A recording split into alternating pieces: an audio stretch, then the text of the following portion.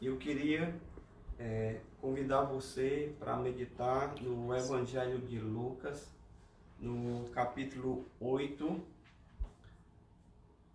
a partir do versículo 40. Lucas 8, 40. E eu queria intitular essa mensagem de hoje como Passos para vermos o agir de Deus em nossas crises. Quais são os passos que nós devemos dar para que nós possamos ver o agir do Senhor em meio às nossas crises? Lucas 8, 40. Diz assim a palavra do Senhor: Quando Jesus voltou, a multidão o recebeu, porque todos o estavam esperando. E eis que um homem chamado Jairo, que era chefe da sinagoga, e prostrando-se aos pés de Jesus, rogava-lhe que fosse à sua casa, porque tinha uma filha única, de cerca de 12 anos, que estava à morte. Enquanto, pois, ele ia, apertavam-no as multidões. E certa mulher, que tinha uma hemorragia, havia cerca de 12 anos, e gastara com os médicos todos os seus haveres, e por ninguém pudera ser curada, chegando-se por detrás, tocou-lhe a orla do manto, e imediatamente cessou a sua hemorragia. Perguntou Jesus: Quem é que me tocou? Como todos negassem, disse-lhe Pedro: Mestre, as multidões te apertam e te oprimem. Mas disse Jesus: Alguém me tocou, pois percebi que de mim saiu o poder. Então, vendo a mulher que não passara desapercebida, aproximou-se tremendo e, prostrando-se diante dele, declarou-lhe perante todo o povo a causa por que lhe havia tocado, e como fora imediatamente curada. Disse-lhe ele: Filha, a tua fé te salvou. Vai-te em paz. Enquanto ainda falava, veio alguém da casa do chefe da sinagoga, dizendo: A tua filha já está morta, não incomodes mais o mestre. Jesus, porém, ouvindo, respondeu-lhe: Não temas, crê somente, e serás salvo.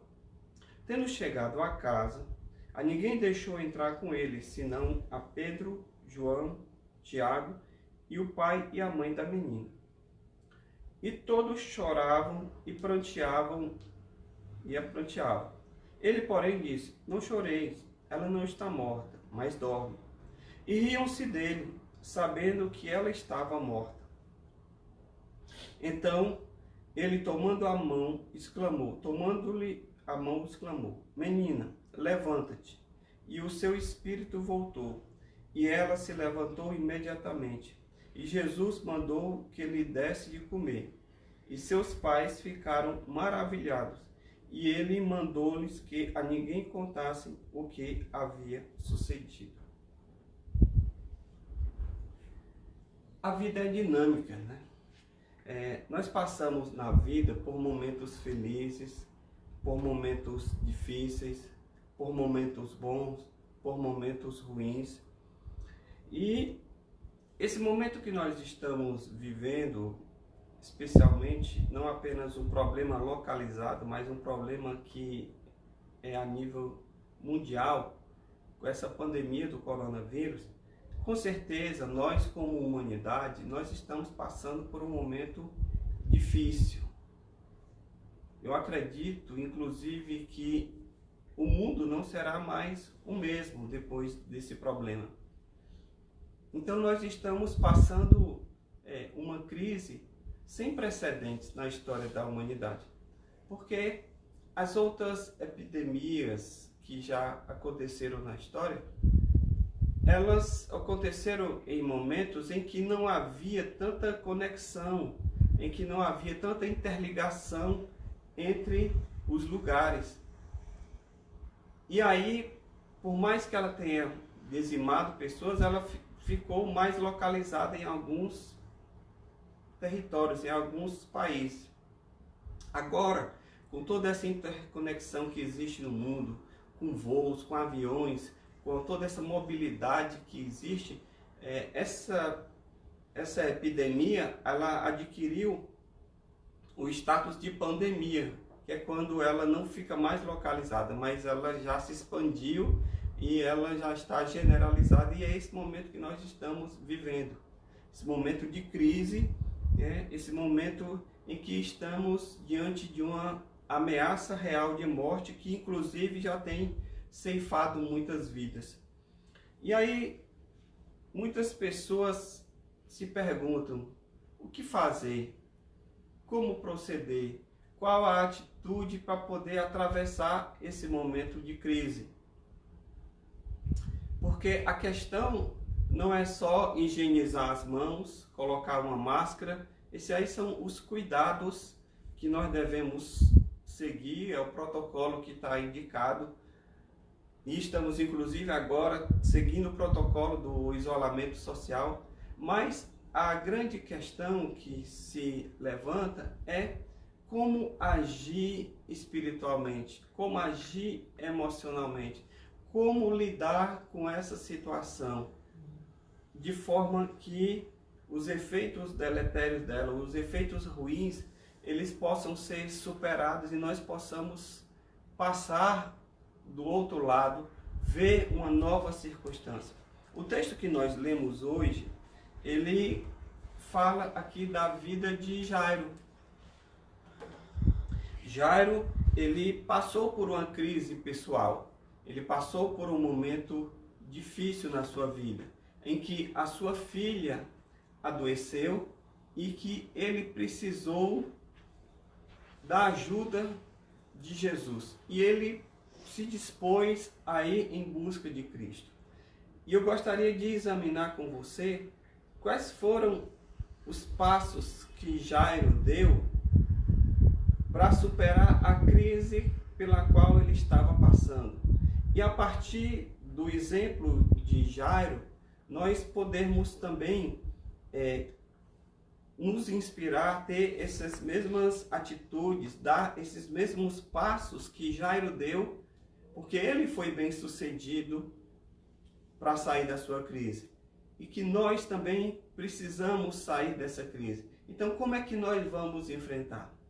Pastor, quais são os passos que eu devo dar para enfrentar essa crise? Primeiro, eu aprendo com Jairo que nós precisamos estar dispostos a abrir mão da nossa posição. Porque Jairo, a Bíblia Sagrada nos diz, no versículo 41, que ele era um príncipe da sinagoga, ele era um dos chefes da sinagoga. No entanto, ele foi e prostrou-se aos pés de Jesus. Jairo, ele era de um grupo da sinagoga, e na sinagoga havia muita oposição a Jesus. Jesus não era bem visto pela sinagoga, Jesus não era bem visto pelo o grupo dos fariseus. E Jairo, sendo da cúpula da sinagoga, com certeza, ir ao encontro de Jesus, ir buscar a ajuda de Jesus, ele estava se expondo e provavelmente até contrariando alguma diretriz que ele mesmo ou os outros da sinagoga tenham dado. E ele foi, abriu mão da sua posição. Naquele momento de crise, quando a sua filha estava à beira da morte, ele não se preocupou, o que é que vão pensar de mim, o que é que vão dizer acerca da minha pessoa, da minha atitude. Eu tenho que manter a postura, eu tenho que manter o meu status, eu não posso descer do meu orgulho. Não, Jairo, ele desceu sim do seu orgulho, ele abriu mão sim da sua posição, deixou o seu status de chefe da sinagoga e foi em busca do socorro de Cristo. Eu quero dizer para você que se você também que está hoje, você quiser o socorro do Senhor, você precisa descer da sua posição de orgulho. Você precisa abandonar a sua autossuficiência e se voltar e se humilhar ao Senhor, para que o Senhor possa lhe socorrer, para que o Senhor possa lhe ajudar, vir ao seu encontro. A Bíblia Sagrada nos diz, meu querido, em Tiago, no capítulo 4, no versículo 6, que Deus resiste aos soberbos, mas Ele dá graça ao humilde. Se você quer a ajuda do Senhor, você precisa se prostrar, você precisa se humilhar, você precisa reconhecer que você é pecador, que você precisa do Salvador, que você precisa do Mestre, e você precisa sair dessa posição de autossuficiência e buscar, e se prostrar à semelhança de Jairo aos pés do Senhor. Porque a Bíblia Sagrada nos diz também em Tiago 4,10, humilhai-vos perante o Senhor e Ele vos exaltará. Se você quiser superar essa crise, se você quiser passar por esse momento, a primeira coisa que você tem que fazer é se arrepender, é buscar o Senhor, é se arrepender dos seus pecados, como nós estávamos há pouco orando pelo país, orando por nós mesmos, pedindo misericórdia de Deus, porque é Ele quem pode nos socorrer nesse momento. A Bíblia Sagrada, ela nos conta a história de Naamã, que era um general do exército da Assíria. E Naamã, ele adoeceu, ele ficou leproso. E na época não tinha tratamento, não tinha cura para a lepra. E Naamã, ele só encontrou socorro, ele só encontrou auxílio quando ele ouviu a voz de uma pequena menina que era serva da sua esposa para ir a Israel pedir ajuda ao profeta Eliseu. E então Naamã, como não tinha nenhum outro recurso mais, ele acabou se humilhando e foi buscar o profeta. Só que quando ele foi buscar o profeta para pedir a cura, para pedir que o profeta orasse por ele, ele ainda chegou de salto alto, ele ainda chegou lá com toda a sua pompa, com toda a sua posição de general, e ele achava que por causa da sua posição o profeta iria se dobrar a ele, iria se abaixar. E eu queria ler aqui o texto dessa história para que você veja o que aconteceu, como Naamã chegou para pedir ajuda e qual foi a atitude que ele teve que adotar para receber ajuda. Em 2 Reis, no capítulo 5, no versículo 1, diz assim a palavra do Senhor: ora, Naamã, chefe do exército do rei da Síria, era um grande homem diante do seu senhor e de muito respeito, porque por ele o Senhor dera livramento aos sírios. Era homem valente, porém leproso. Os sírios, numa das suas investidas, haviam levado presa da terra de Israel uma menina que ficou ao serviço da mulher de Naamã. Disse ele à sua senhora: oxalá que o meu senhor estivesse diante do profeta que está em Samaria, pois este o curaria da sua lepra. Então Naamã foi notificar seu senhor, dizendo: assim falou a menina que é da terra de Israel. Respondeu o rei da Síria: vai, anda, enviarei uma carta ao rei de Israel. Foi, pois, e levou consigo 10 talentos de prata e 6.000 siclos de ouro e 10 mudas de roupa. Também levou ao rei de Israel a carta que dizia: logo em chegando a ti esta carta, saberás que eu te enviei Naamã, meu servo, para que o cures da lepra. Tendo o rei de Israel lido a carta, rasgou as suas vestes e disse: sou eu Deus que possa matar e vivificar, para que este envie a mim um homem a fim de que eu o cure da sua lepra? Notai, peço-vos, e vede como ele anda buscando ocasião contra mim. Quando Eliseu, o homem de Deus, ouviu que o rei de Israel rasgara as suas vestes, mandou dizer ao rei: por que rasgaste as tuas vestes? Deixa eu vir ter comigo, e saberá que há profeta em Israel. Veio, pois, Naamã com seus cavalos, com seu carro, e parou à porta da casa de Eliseu. Então este lhe mandou um mensageiro e disse: vai, lava-te 7 vezes no Jordão, e a tua carne tornará a ti, e ficarás purificado. Naamã, porém, indignado, retirou-se, dizendo: eis que eu pensava, certamente ele sairá a ter comigo, por-se-á em pé, invocará o nome do Senhor seu Deus e passará a mão sobre o meu lugar e curará o leproso. Não são porventura Abana e Farpá, rios de Damasco, melhores do que da terra de Israel? Não poderia eu lavar-me neles e ficar purificado? Assim se voltou e se retirou com indignação. Os seus servos, porém, chegaram-se a ele e lhe falaram dizendo: meu pai, se o profeta houvesse indicado alguma coisa difícil, porventura não a terias cumprido? Quanto mais dizendo ele: lava-te e ficarás purificado. Desceu ele, pois, e mergulhou-se no rio 7 vezes, conforme a palavra do homem de Deus, e a sua carne tornou-se como a carne de um menino, e ficou purificado. Versículo 15. Então voltaram ao homem de Deus, ele e toda a sua comitiva, chegando, pôs-se diante dele e disse: eis que agora sei que em toda a terra não há Deus senão em Israel. Agora, pois, peço-te que do teu servo recebas um presente. Veja bem, Naamã teve que se humilhar, teve que se banhar no rio em Israel para poder receber a cura. Chegou cheio de orgulho, chegou querendo dar ordens. Meu querido, quando nós estamos pedindo algo, quando nós estamos precisando de algo, nós não podemos dar ordem. Nós temos aqui baixar a Cristo, nós temos aqui nos humilhar, nós temos aqui baixar a bola, nós temos aqui descer do salto alto e nos humilhar, porque essa é a condição de alguém que está precisando de ajuda. Quem está precisando de ajuda pede e não dá ordens.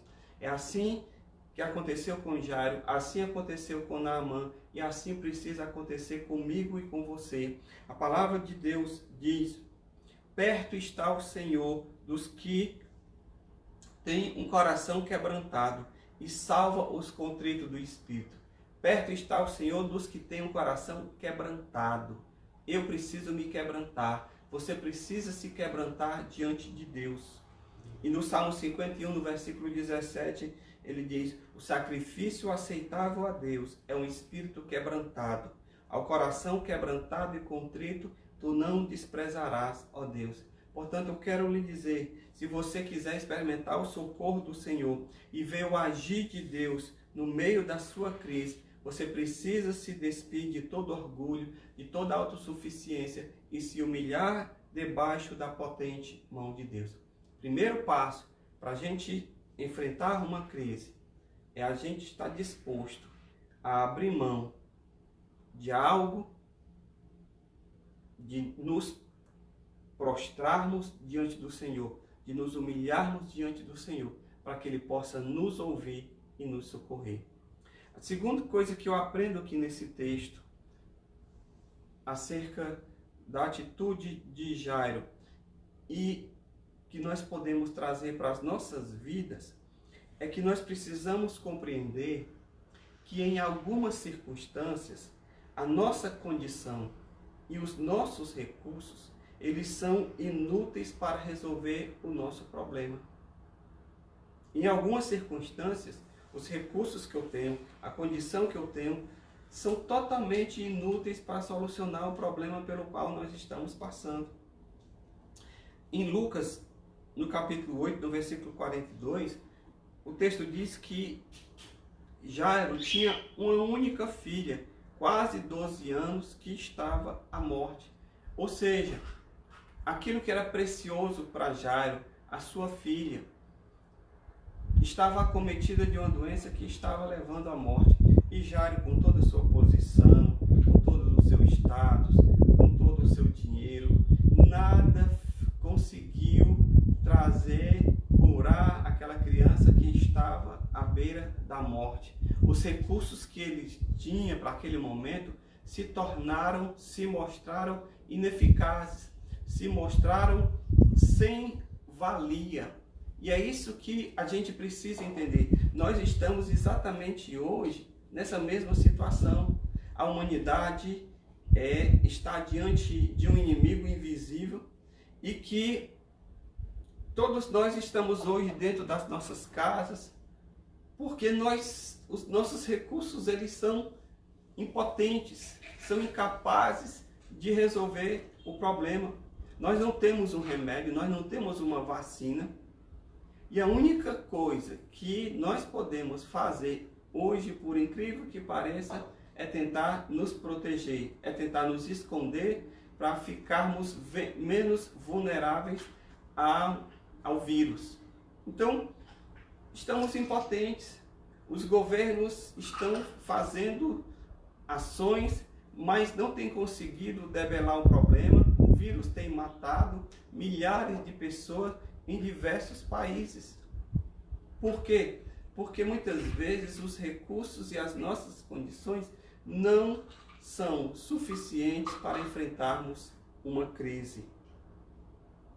Jairo entendeu isso. Jairo entendeu que a sua posição, a sua condição era impotente, era incapaz de resolver o seu problema. A sua condição em nada lhe ajudava a preservar a vida da sua filha. E a nossa vida, nós também estamos sujeitos a passar pelas mesmas circunstâncias, pelas mesmas situações, em que nós precisamos entender a nossa fragilidade, a nossa pequenez, a nossa impotência.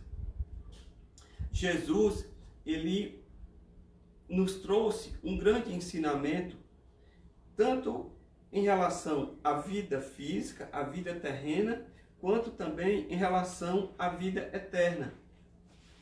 Veja o que é que ele nos ensina. Primeiro, vamos falar aqui da vida terrena. Jesus deixa claro que os nossos maiores esforços em relação à duração da nossa vida, eles são inúteis. Olha o que é que ele diz em Mateus, no capítulo 6, no versículo 27. Ora, qual de vós, por mais ansioso que esteja, pode acrescentar um côvado à sua estatura? Eu vou ler na versão King James atualizada. Ele diz, qual de vós, por mais que se preocupe, pode acrescentar algum tempo à jornada da sua vida?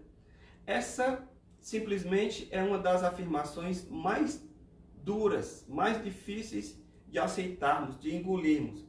Porque através dela nós aprendemos que a vida humana é apenas uma fumaça, é algo passageiro e que nós, pelos nossos esforços, nós somos incapazes de determinar o tempo de vida que nós teremos aqui na Terra. É claro que com a tecnologia, com o avanço da ciência, hoje nós podemos sim controlar melhor a nossa qualidade de vida. Nós podemos ter hábitos saudáveis, podemos comer comida mais saudável, podemos fazer atividade física, podemos ingerir suplementos nutricionais. Tudo isso pode nos dar uma qualidade de vida maior? Sim. Mas isso não nos garante que vamos prolongar os nossos dias na Terra. Porque esse controle, ele não está comigo e ele não está com você. Olha o que é que o salmista diz no Salmo 139, no versículo 16. Os teus olhos viram a minha substância ainda informe, ainda no ventre da minha mãe. No teu livro foram escritos os dias, sim, todos os dias que foram ordenados para mim, quando ainda não havia nenhum deles. Então, deixa eu lhe dizer, é Deus quem determina a duração da nossa vida. É Deus quem diz quanto tempo nós vamos passar aqui na Terra. Por mais planos que nós façamos, por mais que queiramos estar no controle das nossas vidas, nós não podemos controlar o amanhã. Eu e você não temos controle sobre o dia de amanhã.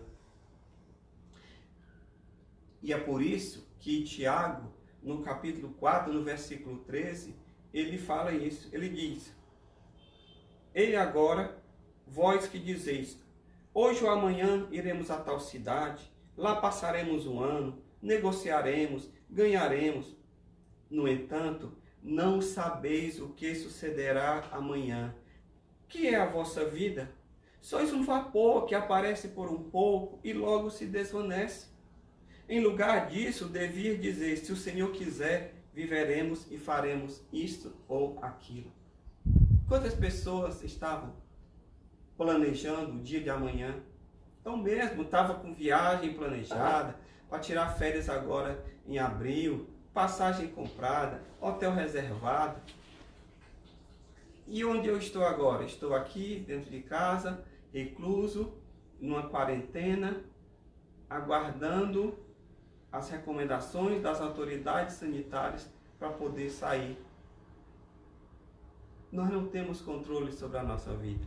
Nós não temos controle sobre o dia de amanhã. Os nossos recursos, muitas vezes, são incapazes de resolver o nosso problema. Esse foi o primeiro grande ensinamento de Jesus que eu queria compartilhar com você.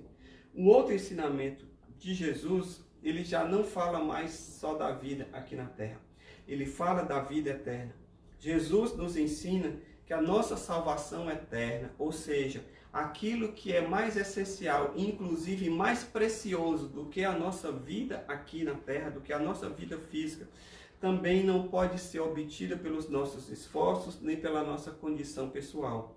Ele diz lá em Mateus, no capítulo 16, no versículo 26, que aproveita o homem ganhar o mundo inteiro e perder a sua alma, ou que dará ao homem recompensa da sua alma. Não adianta eu ter tudo, ter dinheiro, ter fama, ter aplauso, ter condições, se eu perder a minha alma, se eu posso desfrutar do melhor dessa terra, de todo o conforto e todo o luxo que essa terra puder me proporcionar, mas se eu não tiver a vida eterna, se eu não me voltar para Deus, que adianta eu ganhar o mundo inteiro e perder a minha alma? Olha o que aqui Paulo diz em Efésios capítulo 2, versículo 8. Pela graça sois salvos por meio da fé, e isto não vem de vós, é dom de Deus, não vem de obras para que ninguém se glorie. Ou seja, a minha salvação não depende das minhas boas obras, não depende do meu esforço, não depende de eu tentar ser bonzinho. Não, a salvação não vem das minhas obras, é dom de Deus. Não vem das minhas obras para que eu não bata no peito e diga que mereço. Portanto, deixa eu lhe dizer, meu querido, a salvação eterna, ela é um dom gratuito de Deus. E Jesus diz, Paulo diz lá em Romanos, no capítulo 6, versículo 23, porque o salário do pecado é a morte, mas o dom gratuito de Deus é a vida eterna.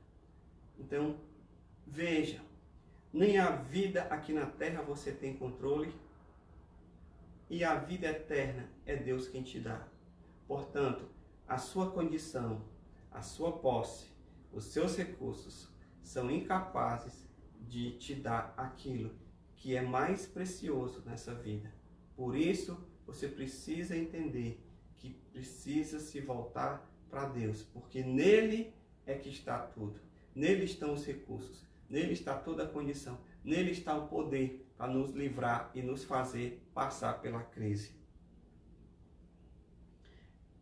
Assim, livre-se das ilusões dessa vida, livre-se das preocupações que afligem a sua alma.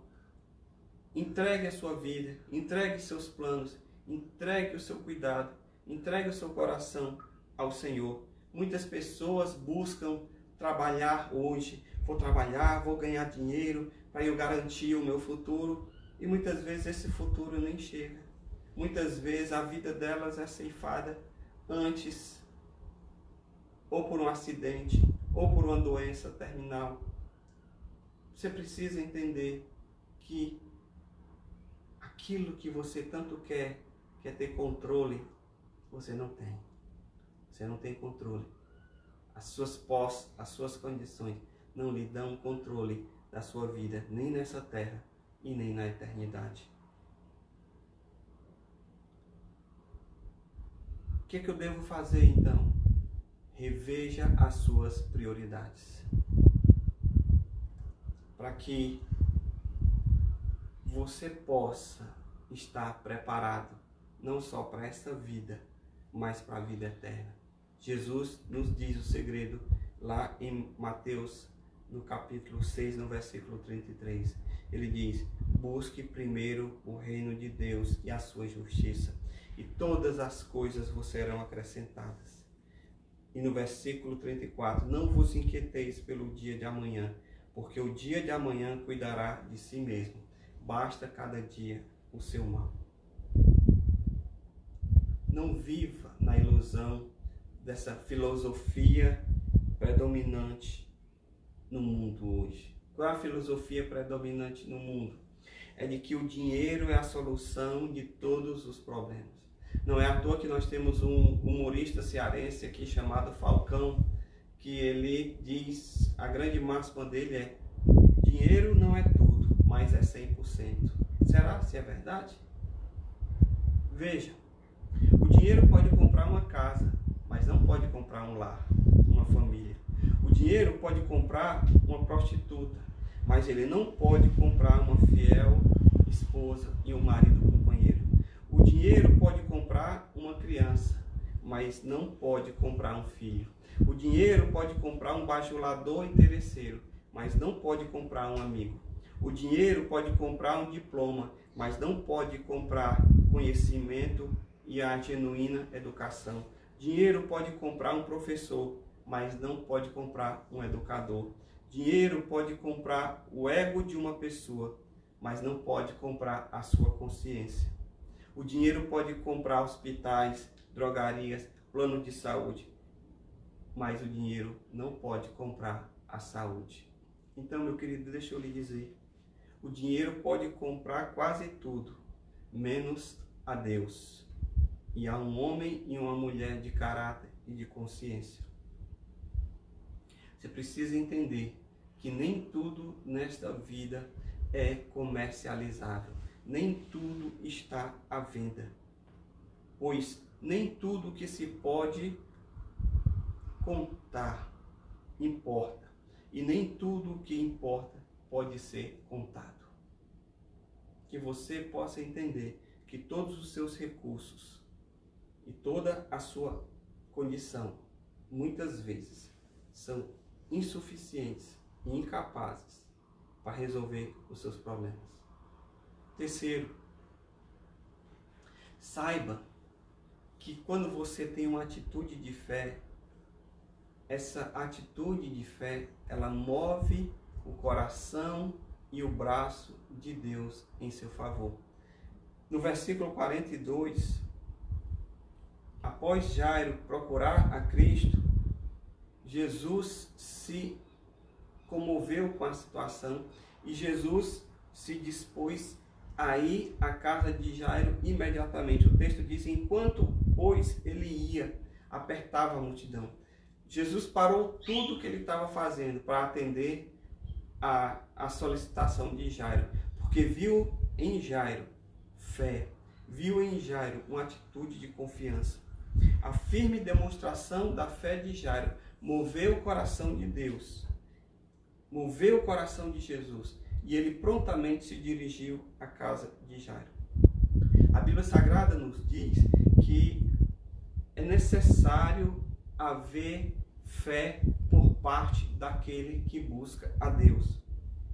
Olha o que é que Tiago diz no capítulo 1, versículo 6.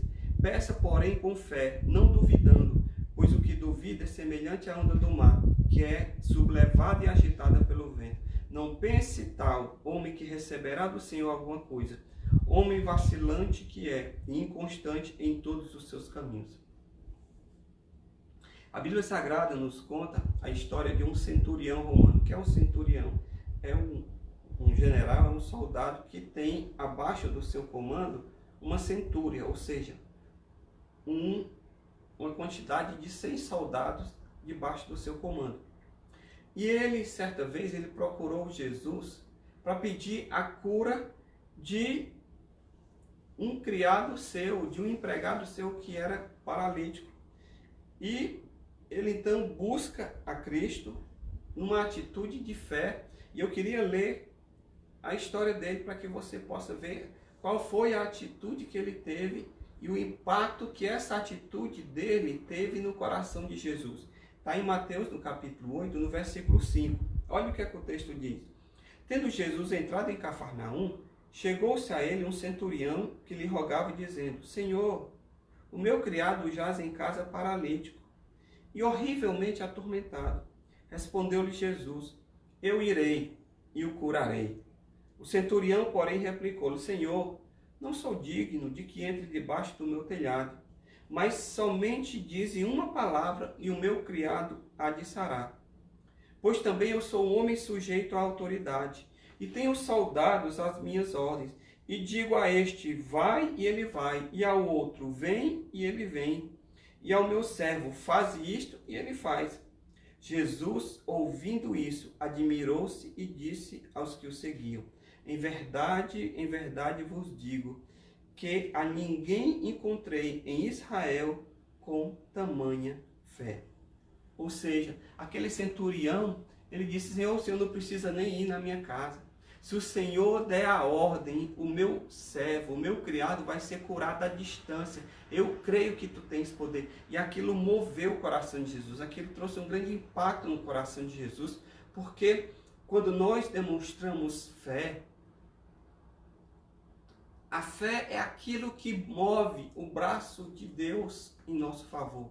É a confiança nele que faz com que o Senhor se volte para nós, que se volte para mim, que se volte para você. A Bíblia Sagrada nos diz que sem fé nós não podemos agradar a Deus. Olha o que aqui diz em Hebreus capítulo 11, versículo 6. Ora, sem fé é impossível agradar a Deus, porque é necessário que aquele que se aproxima de Deus creia que ele existe e que ele é galardoador, recompensador daqueles que o buscam. Portanto, eu quero lhe dizer o seguinte: por que Deus se move quando nós temos a atitude de fé no nosso coração? Porque a nossa fé, ela honra a Deus. E Deus, por consequência, ele honra a nossa fé. É uma via de mão dupla. Quando eu honro a Deus com a minha fé, a minha confiança, Deus honra a minha fé e a minha confiança vindo ao meu encontro e agindo na minha vida. Então, se você quer ver a mão de Deus agindo na sua crise, na sua circunstância, no seu problema, você precisa colocar a sua total, inteira confiança nas mãos, na pessoa do Senhor. Em quarto lugar, essa história de Jairo, ela me ensina que mesmo a aparente demora de Deus em me socorrer, não significa que Deus perdeu o controle da situação. Às vezes a gente tem a tendência de achar que o nosso problema é tão grande, a nossa situação é tão difícil, que o Senhor perdeu o controle. Por que ele perdeu o controle? Porque a resposta, o socorro, aparentemente está demorando mais do que aquilo que a gente achava que ia demorar. No versículo 49 do capítulo 8 de Lucas, quando Jesus está indo com Jairo para sua casa, quando ele ainda está se deslocando, chega alguém da casa de Jairo e diz o seguinte, versículo 49. Enquanto ainda falava, veio alguém da casa de Jairo, do chefe da sinagoga, dizendo: a tua filha já está morta. Não incomodes mais o mestre. Não dá mais tempo. Ela já morreu, ela já faleceu. E em seguida Jesus diz, no versículo 50, Jesus, porém, ouvindo, respondeu, dizendo: não temas, creia somente e será salvo. Apesar de Jesus ter se detido no caminho para atender aquela mulher do fluxo de sangue, Jesus estava no controle da situação. Jairo poderia muito bem ter pensado: poxa vida, Senhor, eu cheguei na frente, ela está furando a fila, eu vim antes, ainda vamos ter uma jornada toda para poder cumprir, a chegar. A minha filha, quando eu saí de casa, ela já estava à beira da morte. Se o Senhor não tivesse parado para atender essa mulher, daria tempo. Foi essa a atitude de Jairo? Não. Ele manteve-se firme. Apesar de alguém chegar e dizer: não, Jairo, esquece, não incomode mais o mestre, deixa ele aí, porque a tua filha já morreu. Mas Jesus olhou para ele e disse: não temas, creia somente. e ela será salva. Meu querido, eu quero lhe dizer que Deus não se atrasa. Deus não perdeu o controle da situação. Às vezes a gente está diante de uma situação na vida e quando a gente está passando por um problema, quem é que não quer se livrar do problema? Todos nós queremos nos livrar. Todos nós queremos resolver a situação, queremos tirar aquela situação de dor, desconforto, de doença, de penúria, de pobreza, de escassez. Claro! E porque a gente tem esse desejo premente, muitas vezes a gente fica ansioso e pede a Deus e a resposta parece que não vem e a gente começa a se desesperar. E aparentemente Deus perdeu o controle. Deus não perdeu o controle. Eu quero compartilhar com você a história de um homem que ele reconheceu que o Senhor estava no controle da vida dele o tempo todo em que ele passou por circunstâncias adversas. Nós temos na Bíblia a história de José. José, quando adolescente, ele sonhou que Deus o colocaria numa posição de destaque. Ele teve esse sonho, ele compartilhou esse sonho com seu pai e com seus irmãos. Ao compartilhar aquele sonho com os irmãos ficaram indignados e resolveram matá-lo. E aí então um dos irmãos interveio e disse: não vamos matar, vamos mandar ele para longe daqui. E o venderam como escravo no Egito. José foi para a prisão. José teve a sua vida de o filho mais novo, querido do pai, para uma vida de aprisionamento, de sofrimento, longe de tudo e de todos. Ele poderia muito bem ter dito: Deus, cadê o sonho? Cadê o sonho que o Senhor me deu? Porque eu sonhei que eu seria levado a uma posição e eu estou aqui numa situação totalmente adversa. E o que foi que aconteceu?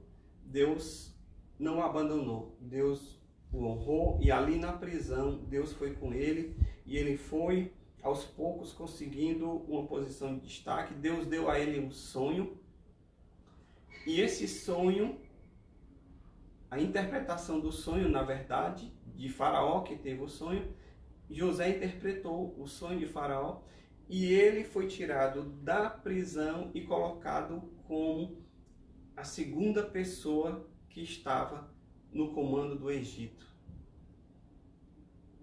E um dia José teve a possibilidade de encontrar os seus irmãos que o haviam vendido.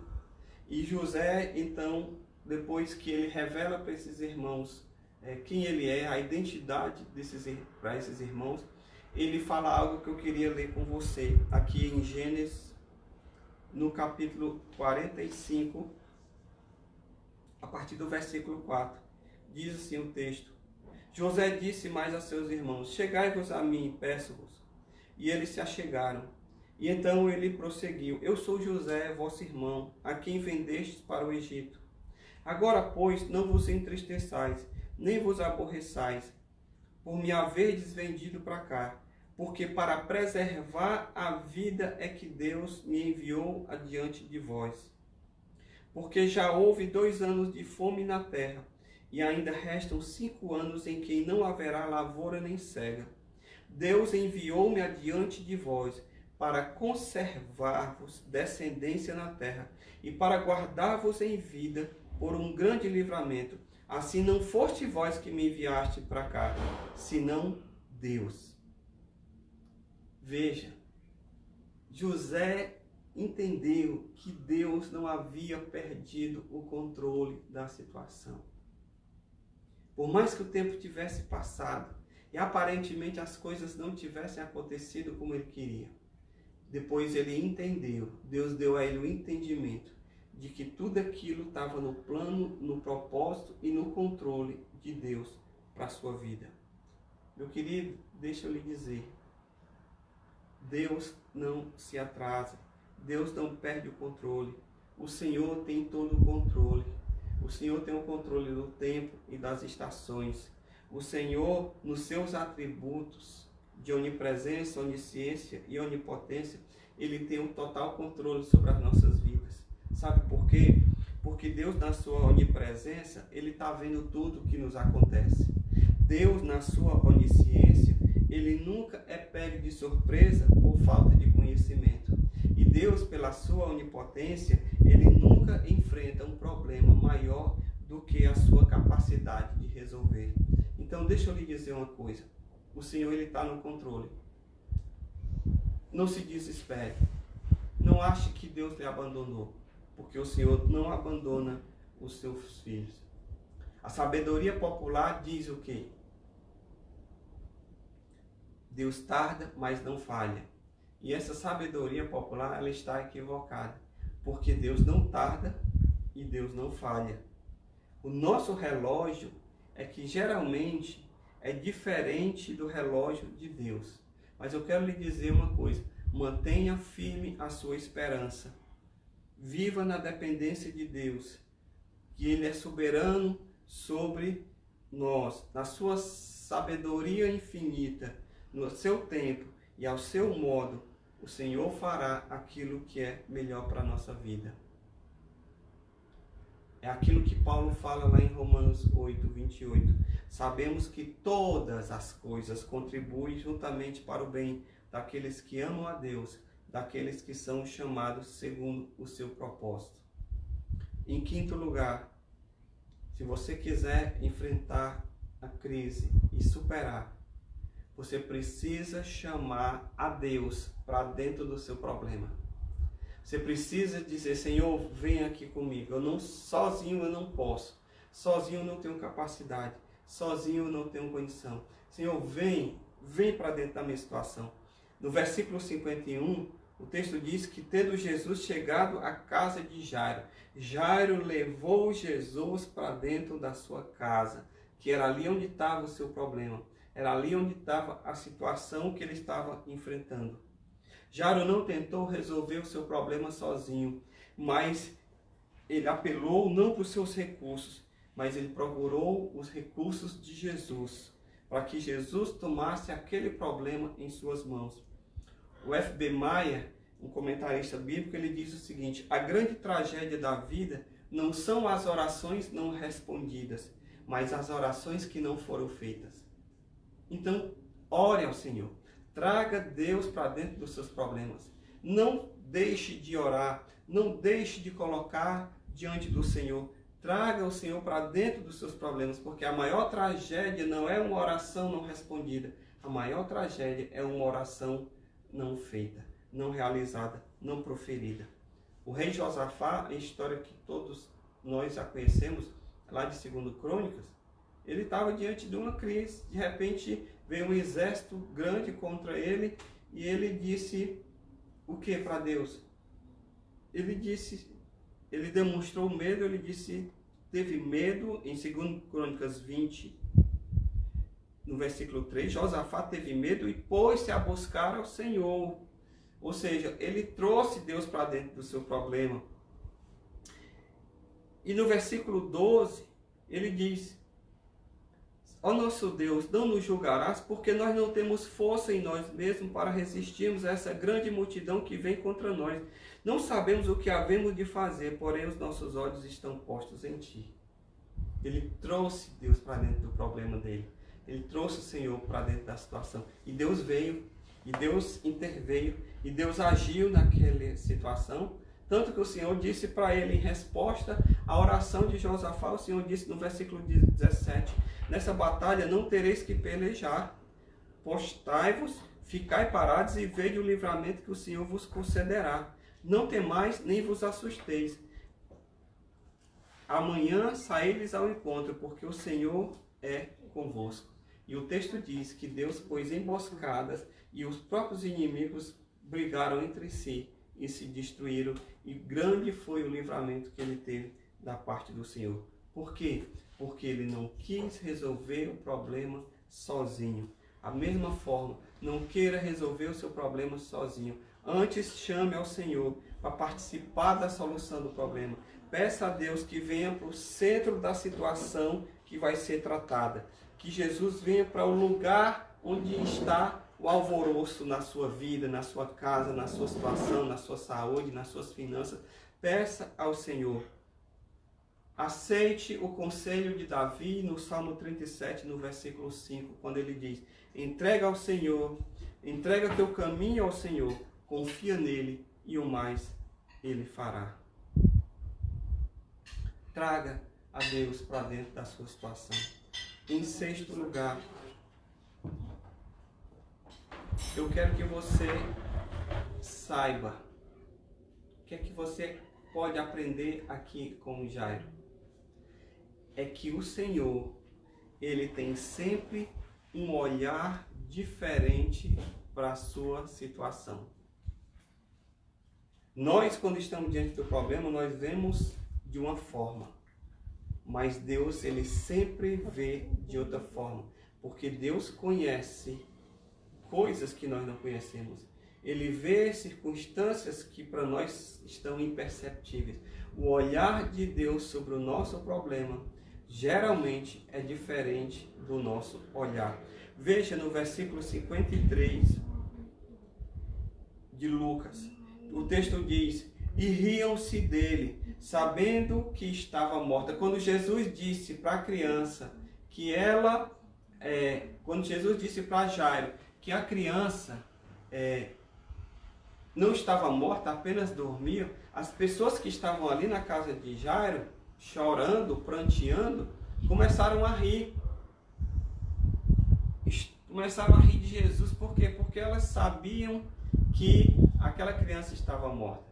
Jesus não estava negando a morte da criança. Jesus, ele apenas queria dizer que ele tinha um outro olhar sobre aquela circunstância.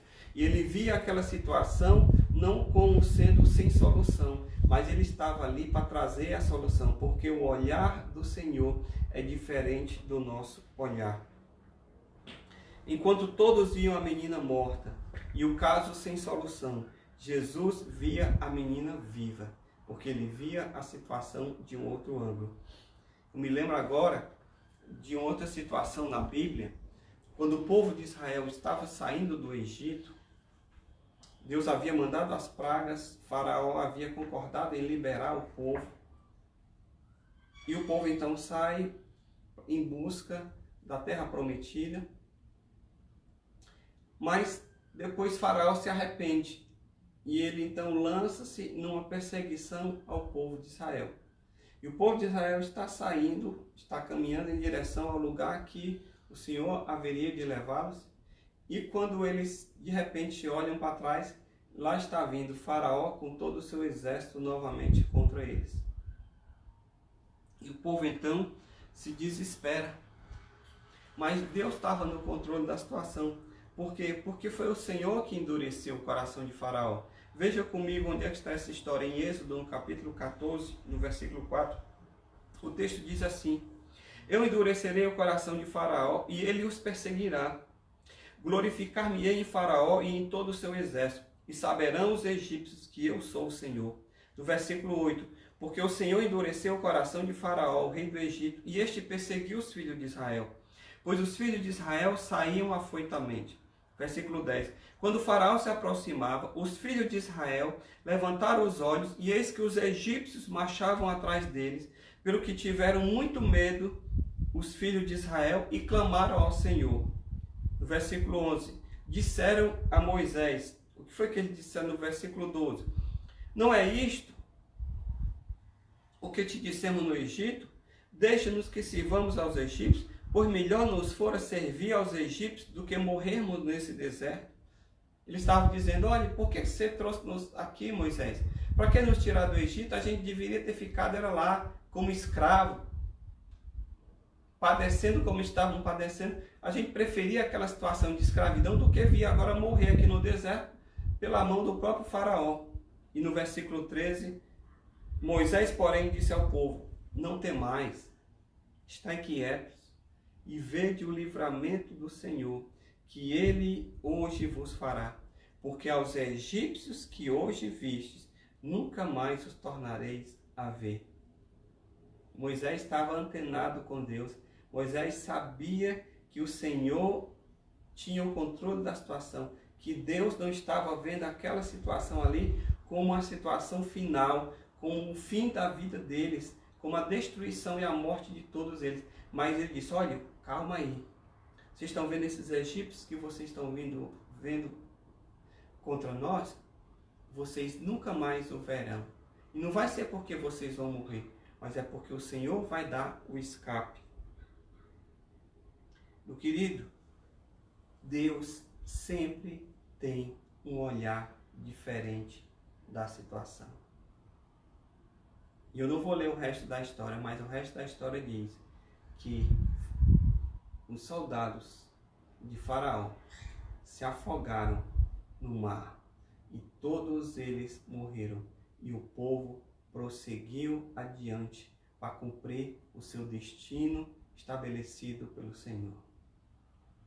Você precisa entender que por mais difícil que seja a sua situação, Deus tem um olhar diferente do seu. Porque Deus está vendo acima. Ele está vendo a situação de um outro ângulo. Ele vê coisas que você não vê. Ele sabe de coisas que você não sabe. Ele contempla soluções onde você não contempla.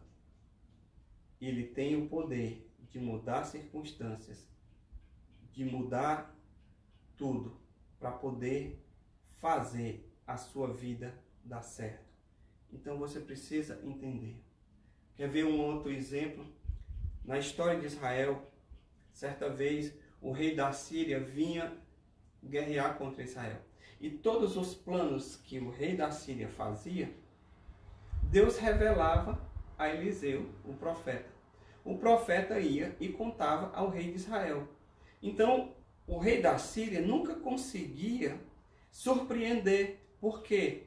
Porque Deus revelava os planos do rei da Síria ao profeta, e o profeta contava ao rei de Israel, de forma que o rei da Síria estava sendo frustrado por diversas vezes. E aí ele pensa que tem alguém lá na corte que está entregando os seus planos, que está delatando os seus planos para o inimigo. E aí um dos generais disse, não, rei, aqui não tem ninguém te traindo.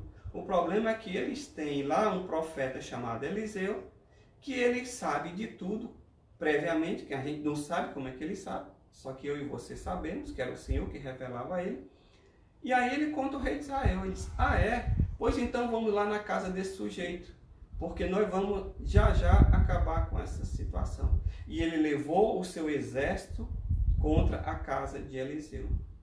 Aconteceu que Eliseu morava lá na sua casa e tinha um servo. De manhã cedo, quando esse servo ele acorda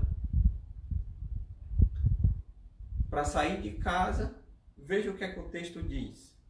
Em 2 Reis, no capítulo 6, a partir do versículo 14. Então enviou para lá cavalos e carros e um grande exército, os quais vieram de noite e cercaram a cidade. Tendo o moço do homem de Deus se levantado muito cedo, saiu, e eis que um exército tinha cercado a cidade com cavalos e carros. Então o moço disse ao homem de Deus, ai meu senhor, o que faremos? Respondeu ele, não temas, porque os que estão conosco são mais dos que o que estão com ele. Versículo 17. E Eliseu orou e disse, ó Senhor, peço-te que lhe abras os olhos, para que veja. E o Senhor abriu os olhos do moço, e ele viu. E eis que o monte estava cheio de cavalos e de carros de fogo em redor de Eliseu. Deus tinha um exército muito maior, muito mais poderoso para se contrapor ao exército inimigo. O servo de Eliseu não estava vendo. Ele se desesperou com aquele exército cercando a cidade. Mas Eliseu disse, não estou em desespero, porque eu estou vendo o que você não está vendo. Deus está me permitindo ver um exército muito mais poderoso, com homens e carros de fogo, ao nosso redor. Meu querido, Deus tem um olhar diferente da situação. As irmãs de Lázaro também achavam que Jesus tinha se atrasado. Elas disseram: Senhor, se o Senhor tivesse chegado antes, o nosso irmão não teria morrido. Já faz 4 dias que nós o sepultamos. Já está fedendo. Jesus disse: eu quero ir lá. Lázaro não está morto, ele dorme. Como, Senhor, que ele está dormindo? O homem já morreu, já está com 4 dias de sepultamento. Mas Jesus tinha um outro olhar, porque Jesus foi ali para ressuscitar a Lázaro. Meu querido, Deus sempre vai ver as coisas diferentes do que eu e do que você vemos. A sabedoria popular diz o quê? Deus escreve certo por linhas tortas, mas Deus não escreve certo por linhas tortas. Deus escreve certos por linhas certas. Quem vê as linhas tortas somos nós. O problema é que nós queremos, com uma mente finita, compreender a Deus que é infinito. E isso não é possível.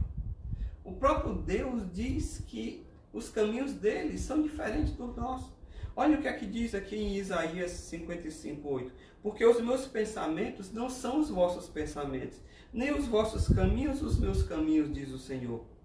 Porque assim como o céu é mais alto do que a terra, assim os meus caminhos mais altos do que os vossos caminhos, e os meus pensamentos mais altos do que os vossos pensamentos. Então, meu querido, deixa eu lhe dizer, como cristão, eu e você somos chamados a viver por fé e não por vista. Nós não somos chamados a olhar e nos guiar apenas pelo que nós estamos vendo. Nós somos chamados a crer mesmo quando nós não estamos entendendo. Essa situação que nós estamos vivendo hoje, dessa pandemia do coronavírus, muitos estão a se perguntar: por quê? Por que que Deus está permitindo isso? E na verdade, o que nós deveríamos nos perguntar é: para quê? O que é que o Senhor está querendo nos ensinar com essa situação? O que é que Deus está querendo falar comigo e com você? Porque com certeza nós não estamos captando. Quem está perguntando por quê, não está captando, não está entendendo os caminhos de Deus. Mas Deus tem os seus caminhos, que são mais altos do que o nosso. A visão de Deus, o olhar de Deus sobre a minha vida, sobre a sua vida é diferente. Não sei qual é a sua situação, não sei qual é o seu problema, mas eu quero lhe dizer, independente do seu problema, Deus tem poder para mudar o quadro. Deus tem poder para fazer algo novo na sua vida. Martinho Lutero, ele disse o seguinte: eu não conheço o caminho por onde Deus me conduz, mas eu conheço muito bem o meu guia. Mais importante do que você conhecer o caminho, mais importante do que você entender todas as coisas, é você saber que a sua vida está nas mãos de Deus, que Ele está te guiando. Porque se você tiver essa convicção, essa certeza, não importa qual seja o caminho, não importa qual seja a situação, você pode descansar, porque Deus sabe o que está fazendo.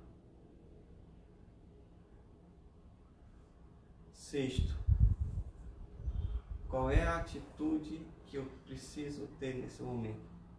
Eu preciso me preparar para o milagre, para desfrutar do milagre, porque Deus tem todo o poder e domínio.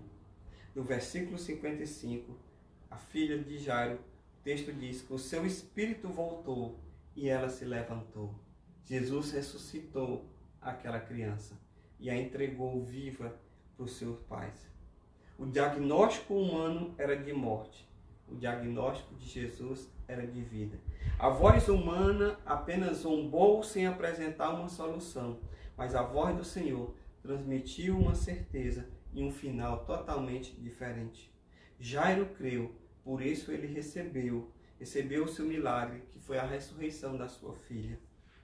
Jesus tem poder de vida e de morte. Jesus tem poder sobre o inimigo que assombra a humanidade. Ele tem o poder e o controle sobre a minha vida, sobre a sua vida, sobre a nossa situação. Jesus deixou claro que eu não preciso viver com medo da morte, com medo da pandemia, com medo do amanhã. O único que eu devo temer é a Deus. Olha o que aqui Jesus diz em Lucas 12:5. Mas eu vos mostrarei a quem é que deveis temer. Temei aquele que, depois de matar, tem poder de lançar no inferno. Sim, esse digo, a ele temei. O que eu tenho que temer não é o homem, que o homem pode matar o meu corpo. O vírus pode matar o meu corpo. Mas eu tenho que temer ao Senhor, porque além de matar o meu corpo, Ele pode me mandar para uma eternidade distante dele. Portanto, eu quero lhe dizer uma coisa. Independente da sua situação, se você está crendo, se você está confiante em Deus, você pode, à semelhança de Jairo, se preparar para experimentar o milagre do Senhor. Faça como disse o salmista: esperei com paciência no Senhor, no Salmo 40, versículo 1. E ele se inclinou para mim e me ouviu o clamor quando eu clamei. No versículo 2, me tirou de uma cova de destruição, de um charco de lodo, e pôs os meus pés sobre uma rocha e me firmou os passos. Eu quero lhe dizer que você jamais vai perder o seu tempo, ou se você jamais vai ficar confundido se você colocar a sua confiança no Senhor. Porque a própria palavra nos diz, o apóstolo Paulo nos diz lá em Romanos, no capítulo 10, versículo 11, porque diz a Escritura, ninguém que nele crê será confundido. Confie no Senhor, espere nele e, como resultado, prepare-se para as surpresas de Deus na sua vida. O salmista diz no Salmo 40, no versículo 5, muitas são, Senhor, Deus meu, as maravilhas que tens operado e os teus pensamentos para conosco. Ninguém há que se possa comparar a ti. E quisera eu anunciá-los e manifestá-los, mas são mais do que o que se pode contar. Os benefícios do Senhor são mais do que o que se pode contar. Portanto, espere, creia, confie, porque o Senhor vai agir na sua vida. E eu quero encerrar dizendo o seguinte: se você quiser superar a crise, esse medo, esse problema, a situação que você está vivendo nesse momento, você precisa entender que depois que Jesus intervier, depois que Jesus operar na sua vida, as coisas vão se adequar e a vida vai seguir o curso natural. Nós não estamos no fim. Essa pandemia não é o decreto do fim da humanidade. Depois que Deus agir nessa situação, depois que Ele entrar com providência, as coisas vão se ajustar e vão seguir o seu curso natural. Olha o que aqui diz no versículo 55 do capítulo 8 de Lucas. E o seu espírito voltou, e ela logo se levantou. A menina ressuscitou. E o que foi que aconteceu? E Jesus mandou que lhe dessem de comer. O que é dessem de comer? É a vida voltando à normalidade. É a vida voltando ao seu curso natural. Jesus disse, olha, dê de comer, porque ela voltou a viver, ela vai prosseguir, e para ela prosseguir, ela precisa se alimentar. Após a ressurreição, tudo foi restaurado, voltando à normalidade. Prova disso é que Jesus mandou alimentar essa criança, cujos órgãos agora estavam em perfeito funcionamento. Provavelmente ela voltou daquela situação com fome, porque como ela havia morrido, passava um tempo sem comer, então o estômago dela estava vazio. Jesus disse, olha, dê comida, deixa ela voltar à normalidade. Na Bíblia Sagrada nós temos vários exemplos de pessoas que tiveram as suas vidas restauradas, que tiveram as suas vidas mudadas. Porém, uma pessoa em particular me chama a atenção e eu queria compartilhar com você a vida de Jó. E Jó estava bem, obrigado, tinha riqueza, tinha posse, tinha uma família grande. Jó, nós poderíamos dizer que ele conseguiu, para a sua época, tudo aquilo que nós poderíamos sonhar para nossos dias. Tinha uma família boa, tinha filhos saudáveis, tinha posses, bens, tinha sustento garantido. Só que um dia se abateu uma crise sobre a vida de Jó. E num só dia ele perdeu os seus bens, perdeu os seus filhos e perdeu o apoio da sua esposa. Por quê? Porque quando ele perdeu a sua saúde, a sua esposa mandou ele praguejar de Deus. Imagine a pessoa ter tudo, perde os bens, perde a família e perde a saúde. Será se eu e você estamos enfrentando uma crise tão grande quanto a de Jó? Provavelmente não. Mas mesmo que a sua situação seja como a de Jó, eu quero ler o que é que aconteceu na vida dele quando Deus o restaurou. Jó, no capítulo 42, no versículo 10, o texto diz que o Senhor mudou o cativeiro de Jó, quando ele orava pelos seus amigos. E o Senhor deu a Jó o dobro do que antes possuía. E assim abençoou o Senhor o seu último estado de Jó, mais do que o primeiro, pois Jó chegou a ter 14.000 ovelhas, 6.000 camelos, 1.000 juntas de boi, 1.000 jumentas. Também teve 7 filhos e 3 filhas. Depois disso, viveu Jó 140 anos e viu seus filhos e os filhos dos seus filhos até a 4ª geração. Então Jó morreu velho e cheio de dias. Deus premiou a Jó com longevidade, que viu até a 4ª geração dos seus descendentes. Meu querido, deixa eu lhe dizer uma coisa. Depois que o Senhor agir na sua vida, ela não apenas vai ser restaurada, ela não apenas vai ser radicalmente afetada, mas o Senhor vai mudar a sua sorte e o seu destino. E o seu destino não apenas nessa vida, mas o seu destino eterno também vai ser alterado. A vida vai seguir o curso natural. Você vai voltar às suas atividades diárias, mas provavelmente a sua vida nunca mais vai ser a mesma. Por quê? Porque ela vai ter sofrido o impacto do tratamento de Deus, da intervenção de Deus.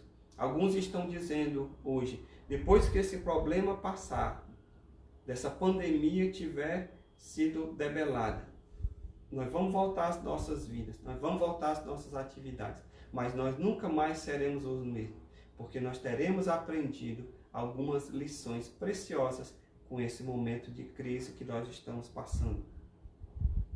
Por que, pastor, que a minha vida nunca mais vai ser a mesma? Porque você viverá o natural com a marca da intervenção do sobrenatural.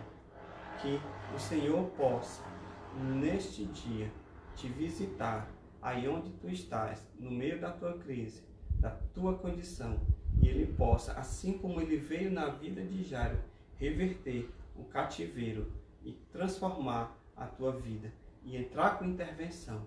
Mantenha-se firme, creia, espere, ainda que aparentemente esteja demorando, ainda que aparentemente Deus não esteja no controle, Ele tem sim o controle. E eu quero nesse instante orar por você, para que o Senhor te visite. Pai, em nome de Jesus, nós estamos diante do Senhor, e eu quero te pedir, Senhor, que o Senhor visite cada pessoa que está ouvindo essa mensagem nesse instante. Que o Teu Espírito Santo possa, Senhor, fazer com que elas sigam esses passos, a semelhança de Jairo, e assim possam, Senhor, em nome de Jesus, superar essa crise. Mas não apenas, Senhor, superar essa crise financeira, de saúde ou de relacionamento, qualquer que seja essa, mas acima de tudo, que eles possam também superar a crise de falta de conhecimento de Deus, de falta de salvação, que o Senhor visite com salvação, que o Senhor entre, que o Senhor se revele nessas casas, nesses lares, na vida de cada um que está, Senhor, me ouvindo nesse momento, que o Senhor possa, meu Deus, transformar e que a vida deles nunca mais seja a mesma. Para a glória do teu nome, em nome de Jesus. Amém.